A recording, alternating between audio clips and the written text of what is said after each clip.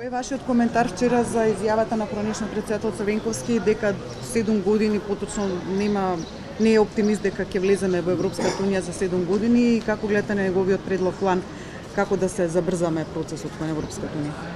Гледате, јас со големо внимание ги следам изјавите на секој бивши претседател, премиер на државата, бидејќи тие извршувале високи функции и воделе значајни процеси во нашата држава, особено претседателот и премиер поранешен и претседател на партијата која што јас ја предводам во минатото, господинот Црвенковски. Ние да не заборавиме, господинот Црвенковски беше премиер 8 години и беше претседател на државата 5 години, што се 13 години извршување на врвни позиции во државата, на една од двете најголеми позиции. И тој секако дека прво има поминато многу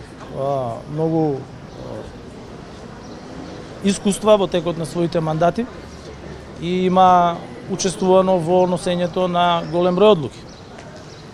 Кога ќе погледнете од временска перспектива, тогаш, знаете, во еден момент може да ви се чинат некои работи неостварливи или тешко остварливи. Например, јас сум разговарал со негови колеги кои што биле советници во неговиот кабинет, кои се мои блиски пријатели, кои што велат за нас од временска перспектива од тогаш, вели, беше практично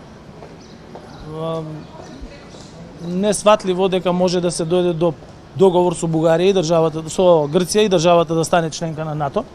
Меѓутоа, од оваа перспектива денес гледаме дека можело да се постигне договор и да станеме земја членка на НАТО. Исто така, никој не очекуваше или немаше толку многу оптимисти дека минатата година ќе добиеме преговарачка рамка после 17 години чекање. Меѓутоа, на крајот на денот, ние заедно со пратениците во Собранието и со 27-те земји членки на Европската унија усвоивме преговарачка рамка.